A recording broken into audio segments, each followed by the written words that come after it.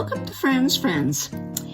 My sewing room is extremely tiny, and if I didn't organize my patterns, I probably wouldn't be able to get through the door.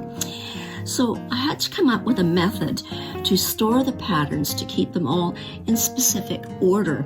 So what I did was I went to the dollar store and I bought a grouping of binders, and I divided my patterns into sections. So I started off by, for instance, a whole section on all bears. And then I have a whole section on dogs, puppies and dogs. And then I go further in and I'll do sections on, for instance, this one are all jungle animals like my elephant, my tigers, and that type of thing, my lion.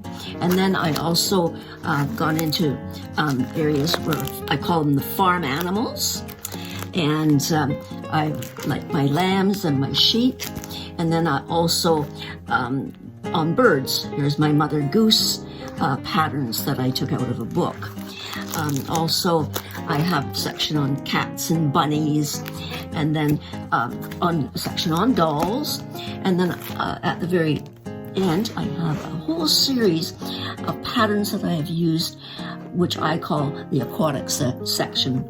So fish, crabs, turtles, seahorses, all those patterns are kept together. So it works very nicely. So what I actually do is I bought some plastic covers that you can get at Staples. I'll cut out the pattern pieces, make up my project, and then I'll store the patterns in the plastic containers and put them into their sections. Very simple. This in particular, I took these patterns off of Google Image. And what I did is cut them out, trace them, and I made wooden discs with my bandsaw with this particular pattern. And then I paint them up. I have a special way that I do paint them.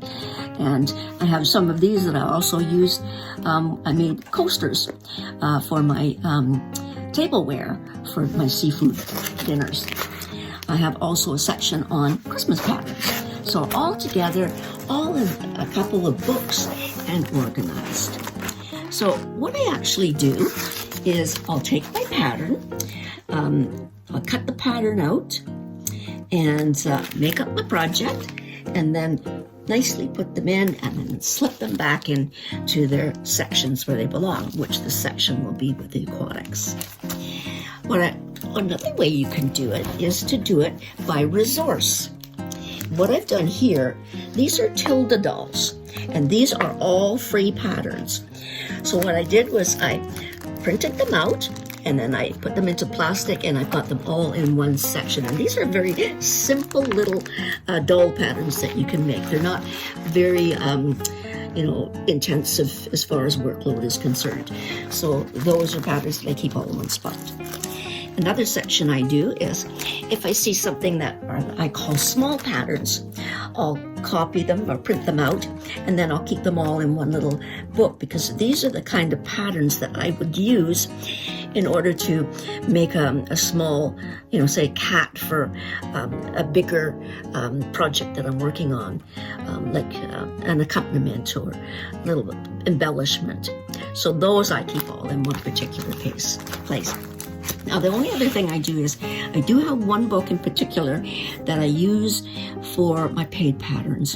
And again, if you go to the resources on fransfriends.com, it'll list the places where my patterns come from. And one of them is Lisa Pay, and those particular ones I do pay for.